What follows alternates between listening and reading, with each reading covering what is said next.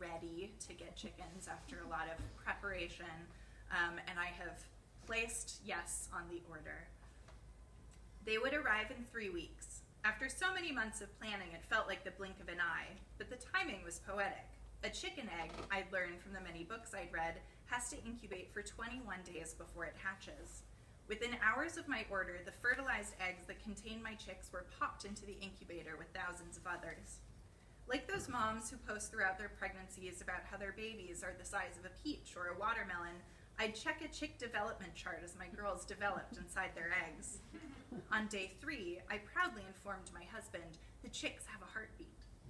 Lyle nodded and said something wise like, huh, before going back to his breakfast. 2 days later, I exclaimed, the chicks have knees. Isn't that funny? Knees? They weren't even a week in their shell, and they already had knees. It boggled my mind. On day 11, I looked at the chart and grinned. Wow, the chicks should have toes and their first feathers. They look like aliens, I said, peering at an image of my favorite development chart. Day 12 of incubation is when a chick embryo begins to hear. Mother hens cluck to their eggs constantly, probably singing them chicken Mozart and Beethoven, so they grow up to be the smartest chicks in preschool. There are a lot of chick embryo charts, but few of them are quite so, let's say, informative as the one I'd stumbled across. Often these charts have pleasant cartoon drawings of squiggly bodies that become bigger and more chick-like each day. For this one, some intrepid researcher had clearly broken open an incubating chicken egg and photographed its contents once a day throughout the 21 days. Day 16, described in the poster as feathers cover entire body, albumin, the egg white nearly gone, looked more like something a person might cough up during a bout of pneumonia than a bird in waiting. Apparently, showing the photo of this to your spouse while he's trying to eat a breakfast bagel is gross and not really what I want to look at first thing in the morning. And Tove, seriously, I'm glad you're excited about the chickens, but I really don't need to keep seeing this chart. On Monday, April 16th, my chicks hatched somewhere in Ohio. I opened up my email to a message saying, your chicks are on their way. They were scheduled, in fact, to arrive the very next morning. I scurried around getting accommodations ready for my new house guests. Chicks covered with that adorable downy fluff can't regulate their temperature until their feathers come in. That's why hatcheries have a minimum number of chicks in every order, so their accumulated body heat in the box can keep everyone warm. In a natural setting, they'd hatch underneath their mother hen, who would warm them against her 106-degree body. My chicks just had me. So they'd be spending their first weeks in the brooder made from a large blue plastic storage tote in the upstairs bathroom. I covered the bottom of the bin with pine shavings, then carefully laid paper towels on top of it so their developing legs would have an easier time learning to walk. I filled the chick-sized food and water dispensers. I was nervous. I was excited. I was ready. That's how the chicken keeping began.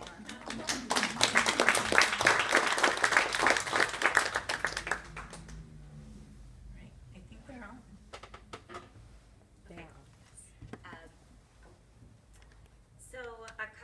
2 months ago, I thought, I know Tove's book is coming out soon, so I just searched her online. I knew that she had an Instagram account that was popular, and her post that day said, 4 years, I've had to rein in my desire to talk about chickens. Now people are contacting me, asking me to do it in print, on the radio, on TV. A dream. So you had dreamed of being both henfluent and a henfluencer. Yeah. And those dreams came true. So what is it like to have those conversations that you were really kind of suppressing for some period of time, and then now they're openly you're driving this conversation? Yeah.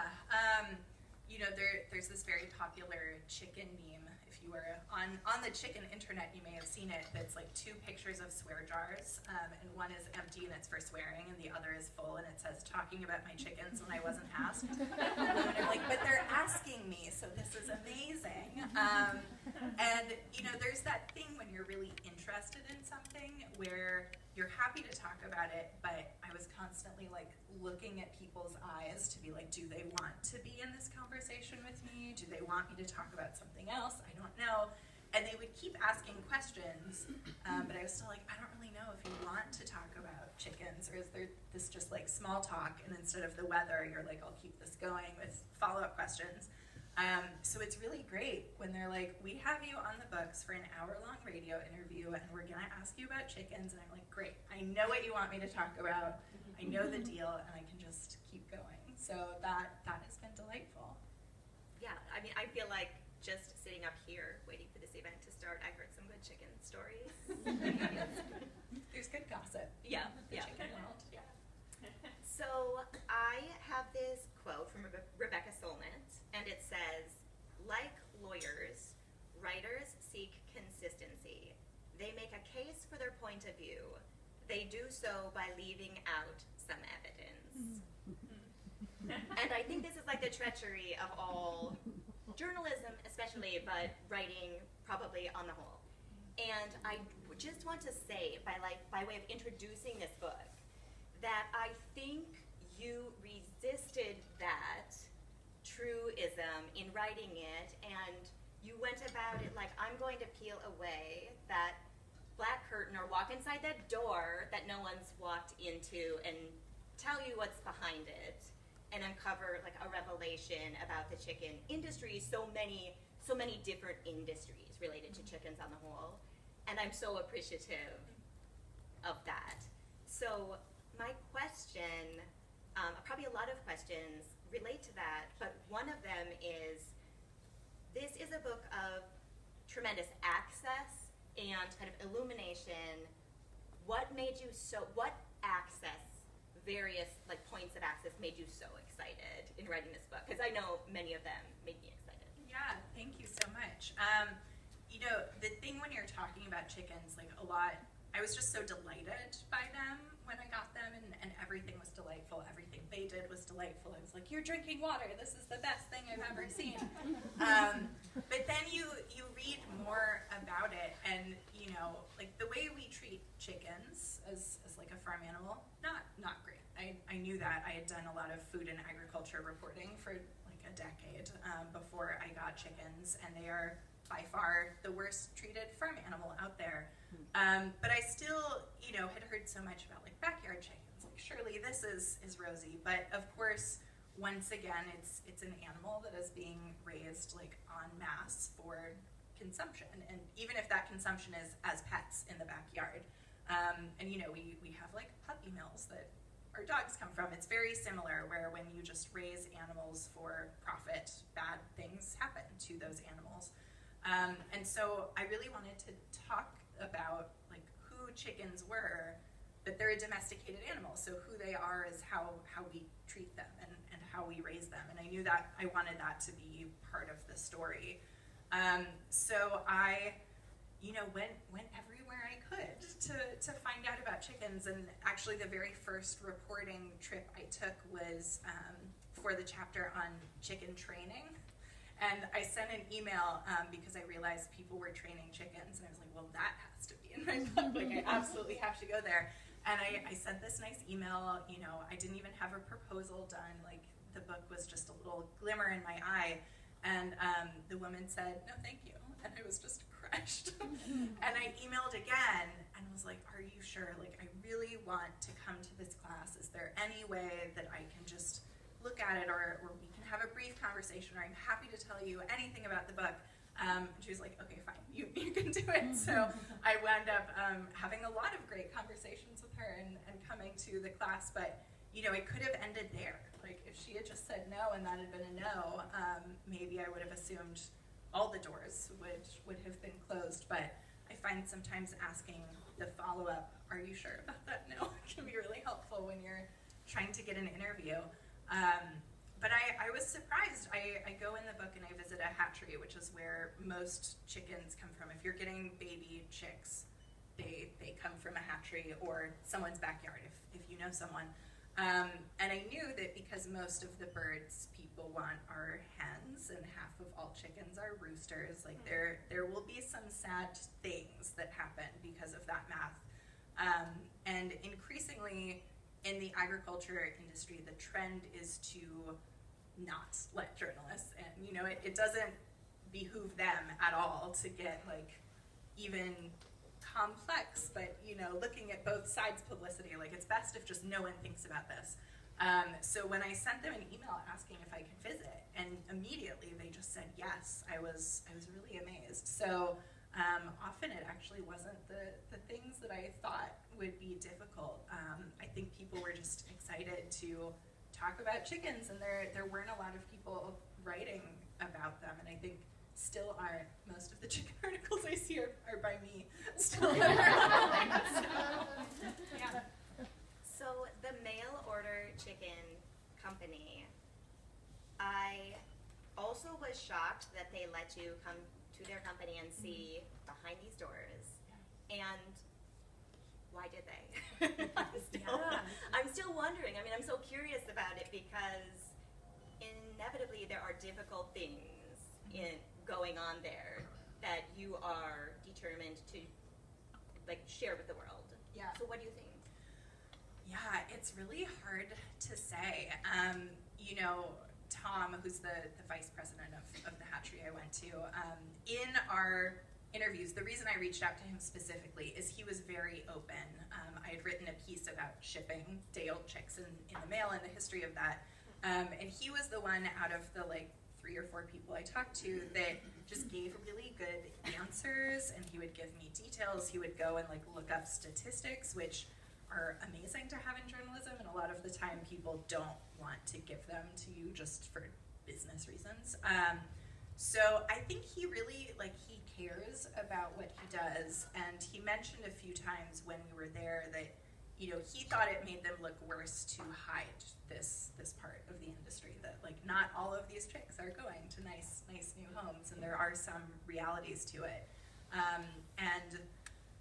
I think there are a lot of people who fairly have issue with that, but it is a fact of the industry, much in the same way that if you have a male calf that is a dairy calf, they're not growing up because they're also useless. And I think a lot of farmers would probably be willing to talk to you about that, even if they wouldn't necessarily show you to their farm.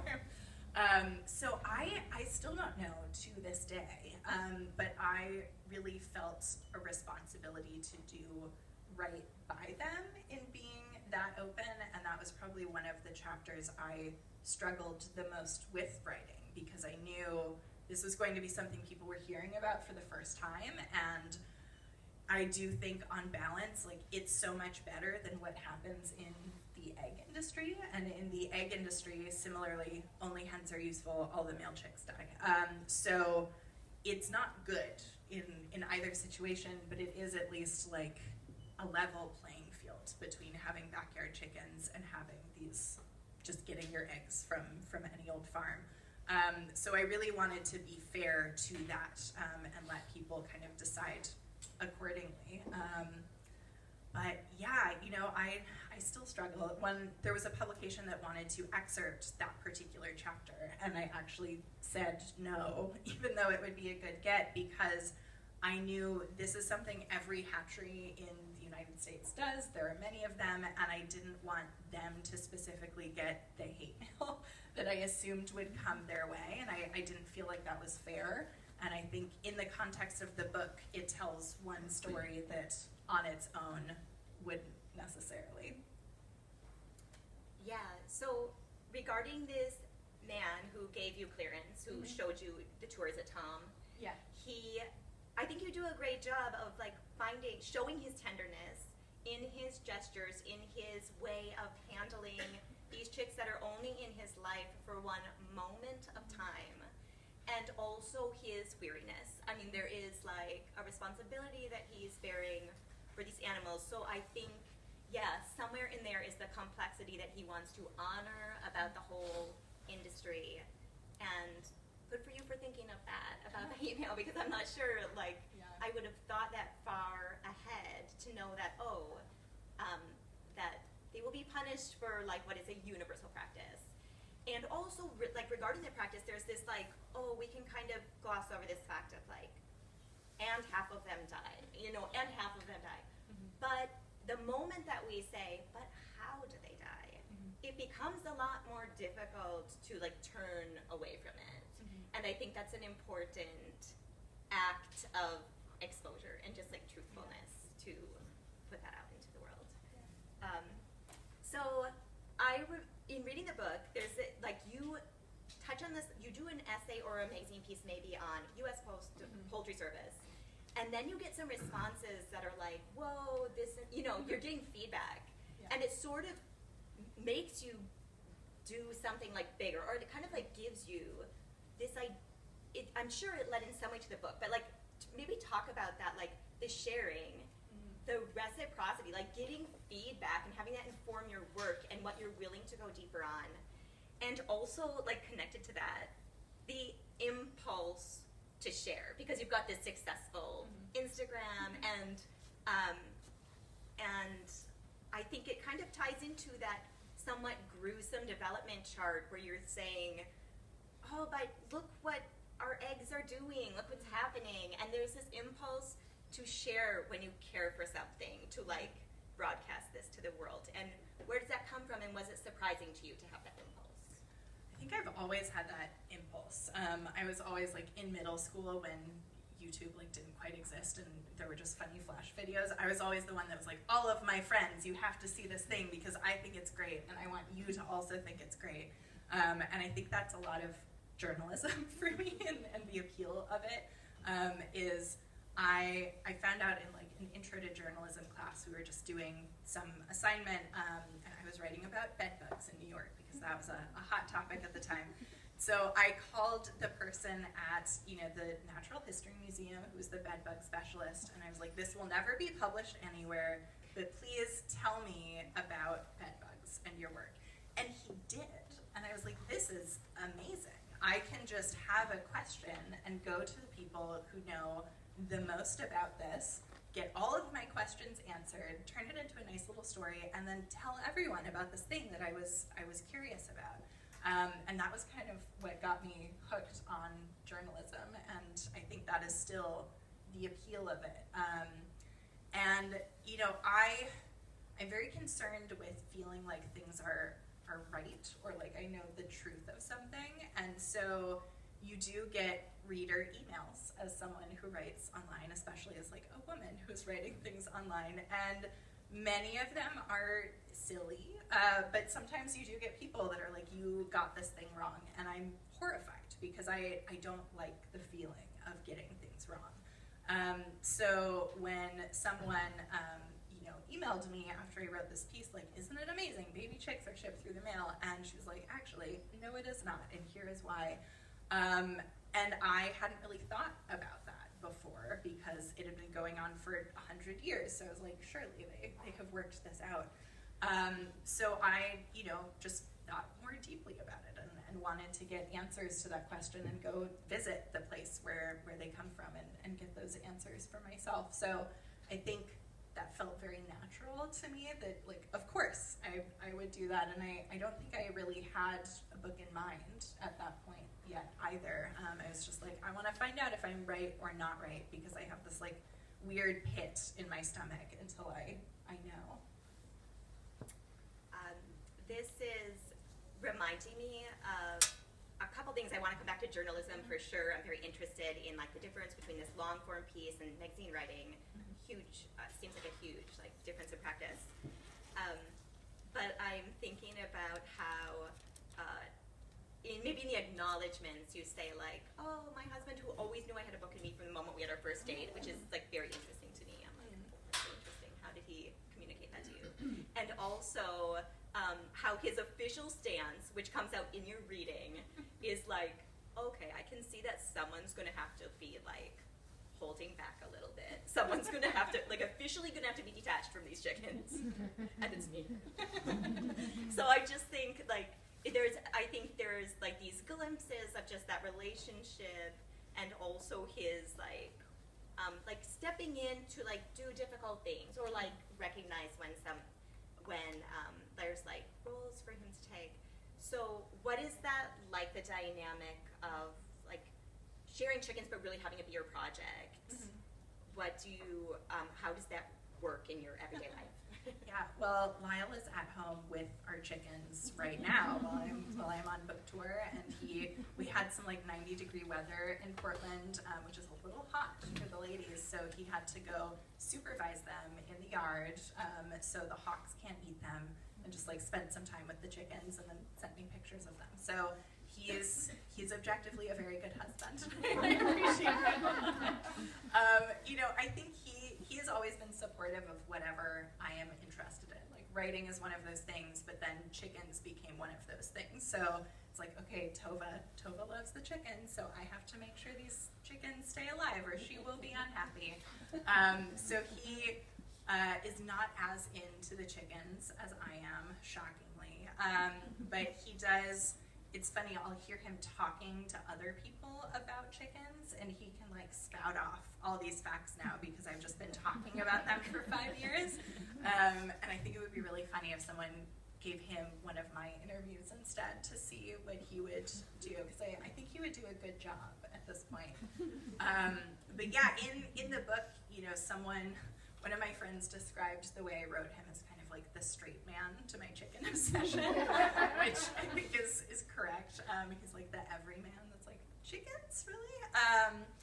But yeah, I've been writing for a very long time, and I think I was looking at writing some other book when we first started dating, or just was writing other things. So I've gone through the process a few times of not thinking I was going to write a book and then not selling or finishing the book, and this is the first one that got done. So I think he was almost more excited that it's finally out than I was, which was nice. So this is just my curiosity, but I feel like, would you like in one sentence say what any of those projects you've let go are, or does it feel like, oh no, I would never like revisit that or even say it out loud? Or Yeah, the first idea, and I did a lot of research into animal agriculture, was I wanted to do something about the meat industry. So that is a specialty of mine that I happen to know a lot about from that research. And then just by the time the proposal was finished, I just didn't feel as interested in it anymore, which happens. And they tell you if you're writing a book, like you really have to make sure it's something that you can talk about a lot for a long time, because I started thinking about this book maybe 6 months after I got chickens, which was 5 years ago, and the book just came out 6 weeks ago. And I talked about them a lot. Like I've had days when I think I had 16 interviews in one day, which was crazy. And I'm still like not sick of talking about chickens, which I think is where you have to be to make that happen, because otherwise people like can tell. And it's still fun. One of the best things about doing tours and everything like that is people have all these chicken stories that they tell you, and so they'll tell me like about their flock or about their friend or grandma that had chickens or something, and it's still really delightful to me every time it happens, and it's like a great moment of connection that I'm still not sick of. So we'll see at the end of the year how we feel. I mean, yeah, it's amazing the stories that people have that easily best your own stories. So I'm just trying to think if I want to. So the characters in this book, which we talked about, Tom, and there's so many like exciting, fun characters who just make the book come alive in each of these different entities. Two questions. Who were some of your favorite people that like you can't stop thinking about, or that maybe you've maintained a relationship with? And have any of these people shown up on your book tour and just been like, it's me, and like you recognize them, or maybe some of them you didn't even speak with in person at the time? Yeah, that has been a really great thing, because the thing writing a book about chickens, like you can't interview the chickens, unfortunately, so you kind of have to find people to talk to, or it would just be like Bach for 200 pages, which maybe it would be fine.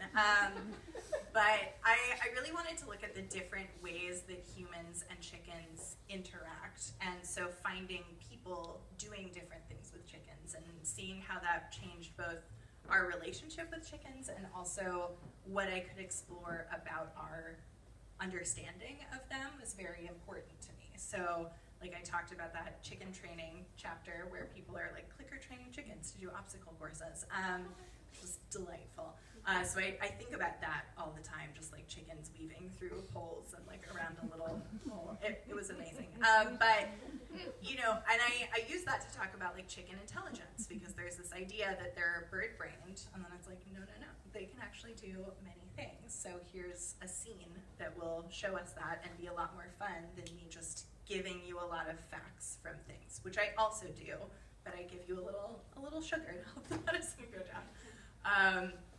But yeah, in terms of favorite people or people I've met, I have Tanya here, who runs the Pause program at the university, and there might be a special surprise later. I'll let you wait. But I think my favorite thing was the chapter I did on 4-H. It was with a 4-H group in Seattle, which is funny because it is, of all the trips I went on, they were the closest geographically to me, and I never met any of them on person because they did all of the 4-H over Zoom during this year.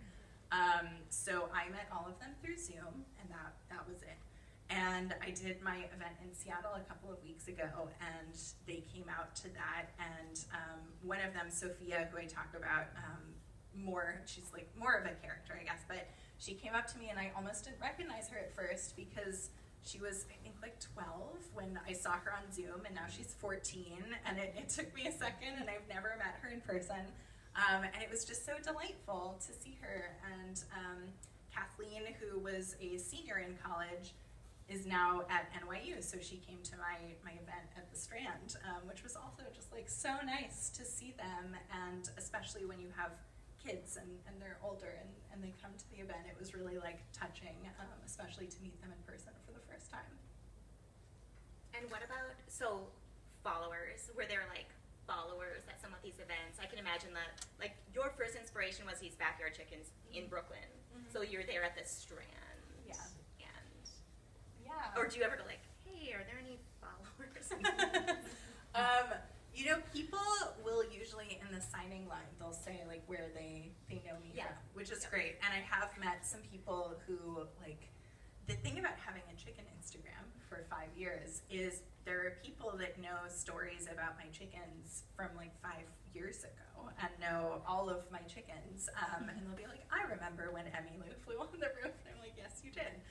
Because you were there when I posted about how she gave me a heart attack doing that and then not coming back down.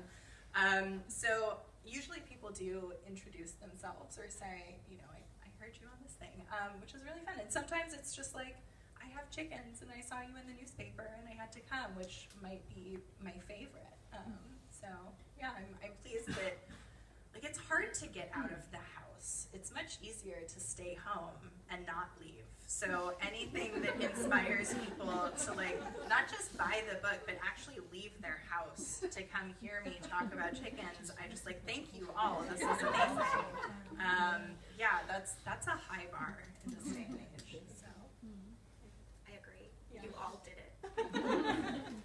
I do really want to ask this question about journalism. So you've got this long project. It took you, you know, up to 5 years, maybe 6 years, all things considered, of like beginning to post on your Instagram and have some of these thoughts. So you've written a lot for magazines. I want to give a shout out to Lucky Peach. Are there any Lucky Peach fans? It's no longer in publication. Yeah. So Tove wrote for Lucky Peach. And when I read that, it was just like, my heart was warmed because it's one of like my top 3 publications, even though it's no longer in publication. Yeah. It's a mostly like food. It's a food publication, and it's far-reaching, very much like doing its own thing. So you've got this short form, and you've got very limited word count, extreme deadlines, and then you move on to this. What did you learn about yourself doing that? Yeah, that's a good question. I love writing long, and I have to rein myself in. Maybe you can tell from my ability to speak. Like, I have a lot of things to say. It's very easy to keep going. And even when I do like the 800 word pieces, which is short, it's like a page and a half, I read like at least a book, usually for everything I write, because the research is my favorite part. So I have pieces easily, they're very short and like 20 pages of notes that I never do anything with ever again. So moving to more long form is really fun, but then you have even more notes. But I kind of looked at the book to do a nonfiction book for people who aren't in the wonderful world of writing. Usually you have to sell it on a proposal. So you basically do an outline of what you think will be in the entire book without ever having written most of the book, which is really daunting. So I had to do just enough research to be able to do that and think that something is there, but without spending 5 years of my life actually doing all of the research. So by the time that was done, which took like a year and a half to finish the proposal, I had a pretty good idea of like the way I wanted the chapters to flow into each other and kind of the structure of the book, which I think is huge and kind of the main difference. Because with nonfiction, usually it's like the headline and subhead, like this is what the article is about, here's what we're accomplishing, and then you accomplish it, your job is done. But you have to have a reason for people to keep going for 200 pages or more in many cases. And so having that structure and like what I wanted the reader to kind of experience as they go through the book was really something I thought a lot about, because I wanted it to not just be for people like me who are really into their chickens, but for people who like have never thought about chickens before. So I had to think about like, how do I introduce the thought that chickens are worth caring about to someone who doesn't know that yet. But once I had that structure, I was like, great, it's 13, 14, I guess, feature-length articles. Like I can write a feature-length article, wonderful, and that's pretty much how I tackled it. Was just one chapter at a time. I pretended that it was just its own standalone, which like tricking your brain, I think, is a lot of writing. Yeah. You might be familiar with this. You just have to trick yourself into working constantly. So I'm like, yeah, this is just an essay. Like I've written essays before, I can do that. But I think I really liked the experience of working on a book and being able to delve deeply into one thing for such a long time. And it did teach me much better how to, I think, streamline my writing for a purpose, because, I love notes, I love research, as I mentioned earlier. And I could not, unfortunately, publish like things Tove learned about chickens that she thought was really cool, because I didn't think people would buy it. If you would, let me know. I have all those notes. But so I had to like not have everything in there that was interesting that I learned or experienced, because it didn't, work with that overall like journey that I wanted people to go on, and so things got left behind. And keeping that in mind was really helpful, and I think reined in some of my writing in a good way that I think has made my writing since then be better as well, after just really having to like dig deep for so long. Yeah, it's very interesting to me, because that's not the answer I expected. Because I would, like, in any sense, I wouldn't have thought like, not that there isn't a sense of the whole thing being shaped and honed, but I would think that like the pressure and the word count of magazine writing would be like such a daunting task of like massive like excision and revision. And it's so interesting to me that the answer is something actually quite different. Mm-hmm. So yes, that's exciting. I'm going to mention 3 things that I'm curious about. You can just keep it very short. Like, just tell us what these things are. Yeah. They're all new terms to me, and I did a fair amount of chicken research. Not nearly. There's 145 works cited in this book, so it's wonderfully researched. So you can imagine like the bulk of what like didn't make it probably. So one term is egg song. Mm-hmm. The egg song. It is a discordant symphony that hens like to sing seemingly after they lay an egg. They all kind of join in, so one will start it. She lays an egg, she goes out and then starts doing this kind of like weird cackly song. They're all a little bit different, and then everyone joins in from where they are in the yard. And like egg songs sound so beautiful, and the result not exactly. So it is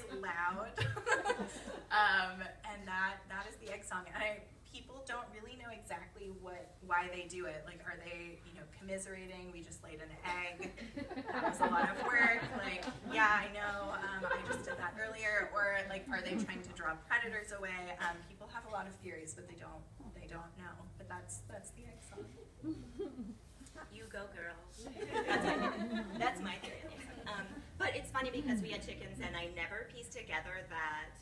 I kind of thought, I didn't really think of it as a chorus. I thought of it as like an announcement repeatedly, and that it was mostly one chicken, and not really that it was like this unified, like, whatever it is, celebration. I mean, like, surprise. Surprise that just happens once every day over and over. And again. So, yeah, again. I mean, really, it's so interesting, the book. So my experience with chickens is just so different from Tova's because I was just sort of like very anxious and wary of like this responsibility. So it was like not as fun for me because I felt very much this like daunting pressure. And I thought when I read this book, I knew how well she had researched because it comes out like she's checked out every book from the library, and there's even like no limit on how many books you can get from the library. It's amazing. And I just feel like here is where I'm going to actually find out about the like specifics of the mistakes I made raising chickens, and yet the truth is that so much is still unknowable, and so much is not preventable. Yeah. That certainly you can arm yourself with knowledge and have this like, a good vet health book seems to be like the primary resource. But anyway, it was, to me, I like even started her book with this daunting sense of my failure as a chicken keeper. And I sort of felt like, maybe I'm just like an average chicken keeper. So another term is lash egg. Mm-hmm. No, this isn't in the book actually, but someone brought it up in an interview they did with you, and I was like, That's horrifying. It's basically an infection causes this strange egg-like thing to come out that is an egg, and yet it is not an egg. It's like they should use it in a horror movie. And I have not experienced this myself, but yeah, a thing about chickens, they're related to wild jungle fowl, which lay like 10 to 15 eggs a year, and our production breed chickens lay 300 eggs a year. Like that is a really big jump, and as a result, they have a lot of reproductive issues. And some of them are cute, like you get the fairy egg, or some people call them fart eggs, and they're like literally, they're so small. I think they usually just have a white and no yolk. And you can get the double yolkers are part of that. Sometimes you can get an egg within an egg where you crack the shell and there's another shell inside. So all kinds of crazy things happen because they're just laying so many eggs all the time that, like the printer jams on occasion. And the lash egg is related to that category, but not quite. So yeah, I'm glad I have not gotten to experience that yet myself. Don't Google it, I think. Just don't. You'll have a better night if you don't. Yeah. Sometimes you can weaponize that. Do not Google it. Yeah. I think I'm going to end on this question. I have lots more questions, but I want to make sure that people get a chance to ask their questions. I think, so with this notion of the egg song, there's a moment, one of the later chapters, you are rescuing these two red hens from a rescue farm, and they're Thelma and Louise. And the chicken names are so wonderful. I actually have like many questions about chicken names, but maybe other people will ask these questions. And there was this quote from the beginning of that chapter, and let's see, it says, oh my gosh, I'm still realizing I have more questions, but it doesn't matter. If we get to them, we'll get to them. So it's basically, when the red hens first came to Heartwood Haven, they were scared of the sky. Oh. Like, the idea of that to me, that the quality of life that would make the sky something anomalous of life, like something that you have never seen, experienced, considered before, is just so illustrative of the lives of these hens prior to coming to you. And then they cannot do the egg song. The egg song is something that, though they've laid eggs more than any other hen you've ever had, Yeah. that egg song is not something they know how to do or are capable of doing. Yeah. And in reading, so that, and there's hope in Tove's story about this. I want to, but it makes me think about how far we've come from the natural world, not just in the way we raise our animals and what we know about the food we eat, but just in our lives, we are becoming increasingly disconnected from living beings. And I think in your experience with chickens and your experience in the world, what can we do to counter that truth of our lives right now? Yeah, that's such a good question. It was something I thought a lot about when I was writing this, because as I mentioned, like, I wanted it to be for everyone. And I said earlier that, like, at one point I thought about writing a book about the meat industry. So I've read a lot of books about that, and they're very sad, and they're full of a lot of very sad and true facts. And I'm glad that those books are out there for people who don't know those things and want to learn more. But a lot of people don't want to pick up a book like that, and it's hard to blame them. And so I really wanted to work in some of these things in a way that would just allow people to have this knowledge while also hearing a story where, like, sometimes it's sad, sometimes it's happy, just like most of our relationships with animals and pets that we love.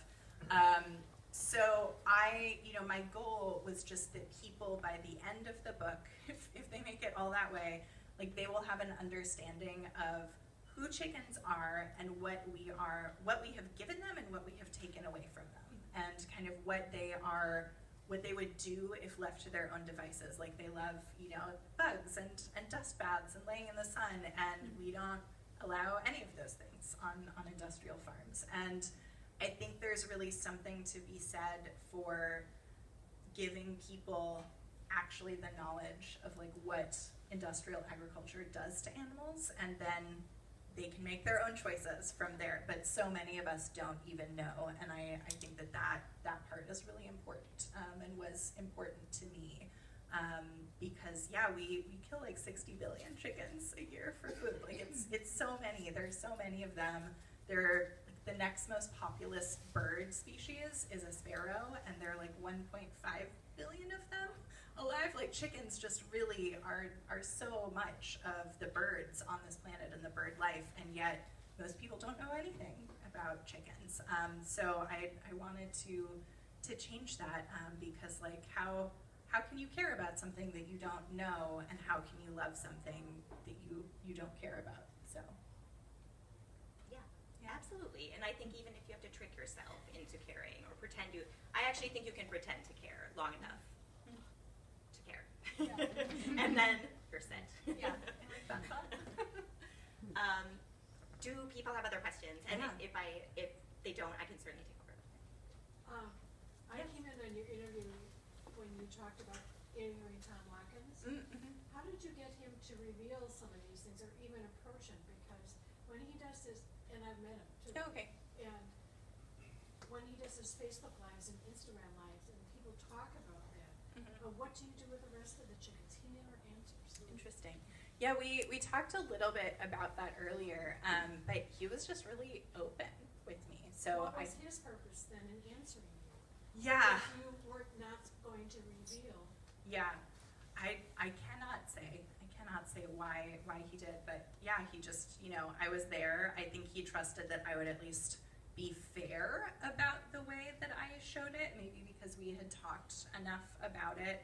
And I've seen other industrial agriculture facilities. I went to like one of the largest dairies in Wisconsin some years ago, and they like had me watch a video about how everything is like totally great that you're going to see, and then you go see it, and you can't take any pictures, and you can't do all this stuff, and they're only showing you the one barn.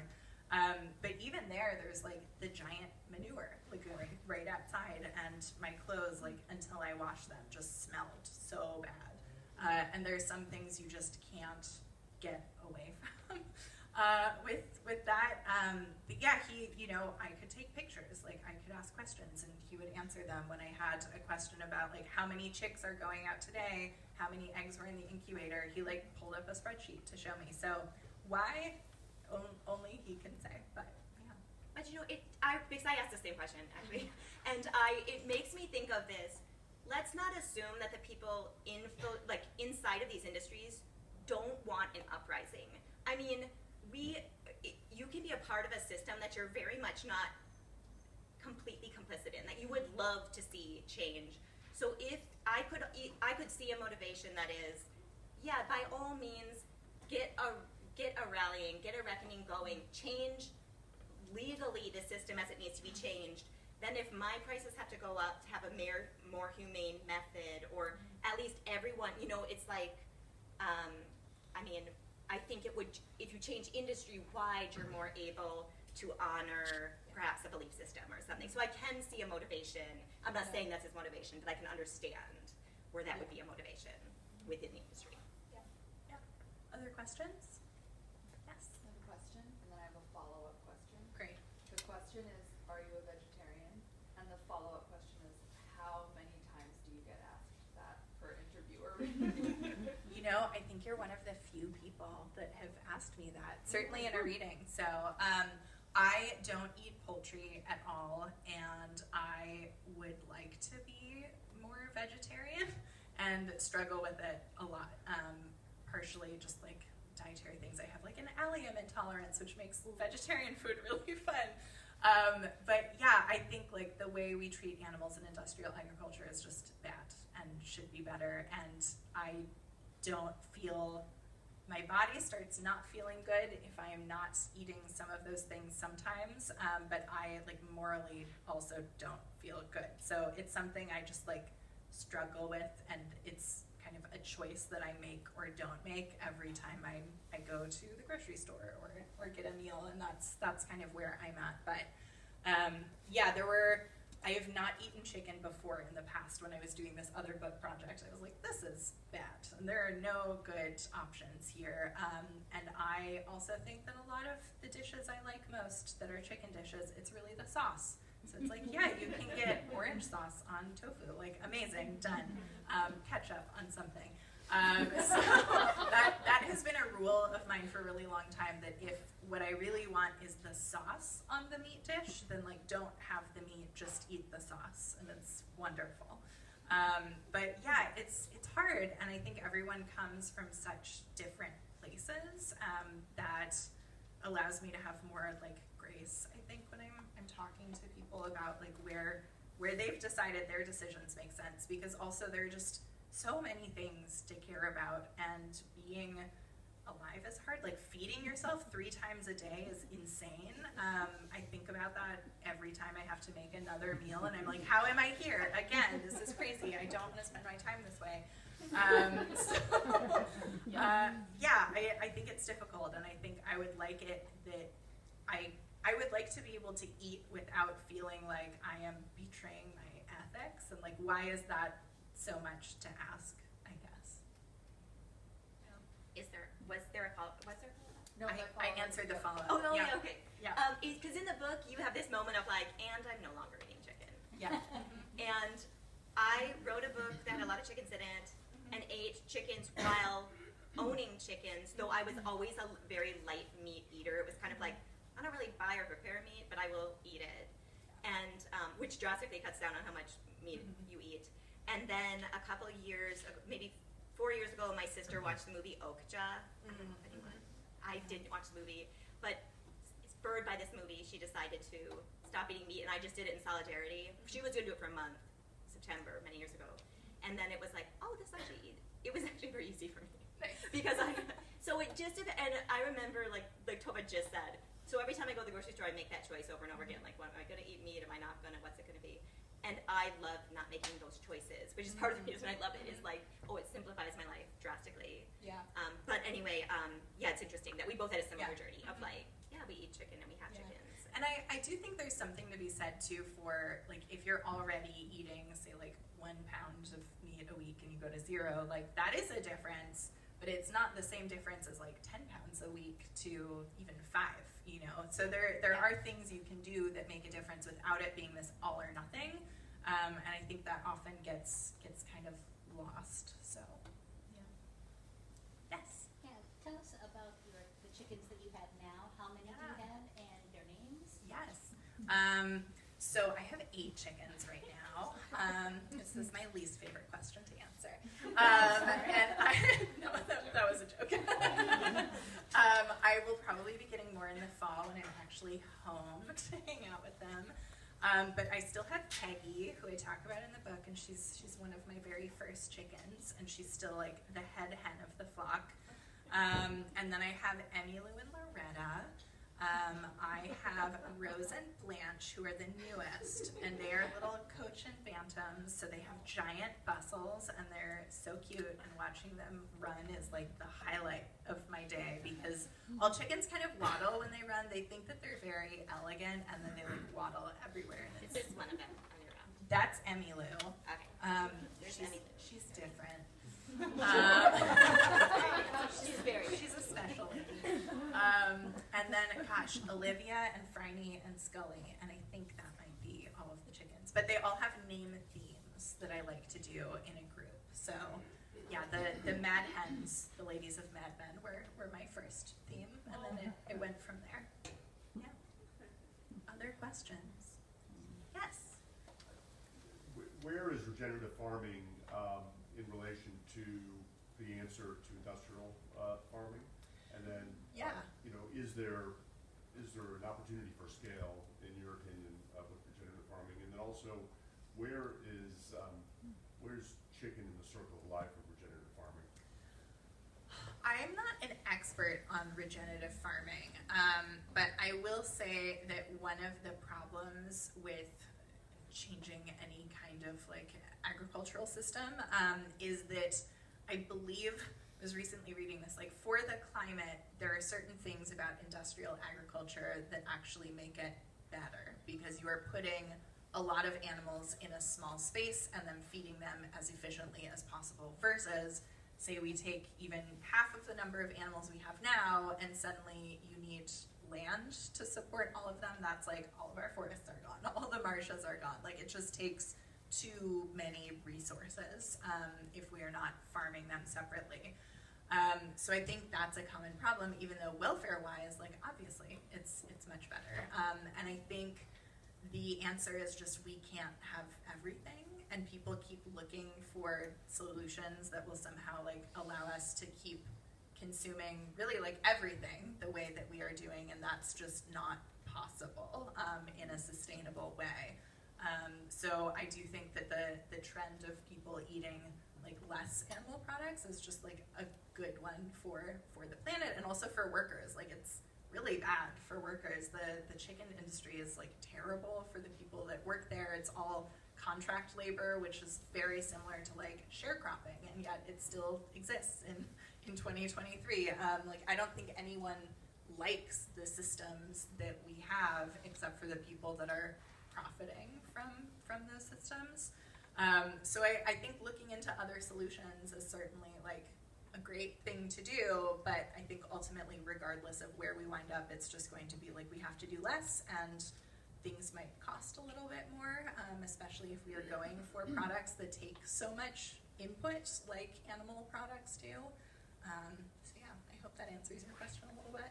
Yeah. Cool. Thank you. Okay, we get one more. All right. What was one of your favorite facts or story that you could not put in the book? You said that you had a list of them. I did, yeah. So I did a lot of travel for this book, and there's a chapter on feral chickens, because I wanted to know, like, who are chickens without us? People think they're kind of useless, and yet, like, here they are thriving for generations. So, like, what are they doing? So I went to a couple of different places that had feral chicken populations, and one of those was Key West in Florida. But unfortunately, there used to be like the chicken lady of Key West, and she died even before I got my chickens, which I really wish I could have talked to her, because that would have been amazing. So it didn't make it into the book, in part because of that, like, you can't interview chickens problem. But we wound up being there. I'd never been before, and I'm from like the Midwest and West Coast, and we went down. My husband actually came with me on that reporting trip, so he's also sad it didn't make it in. He's like, the one thing, I came with you and it's not there.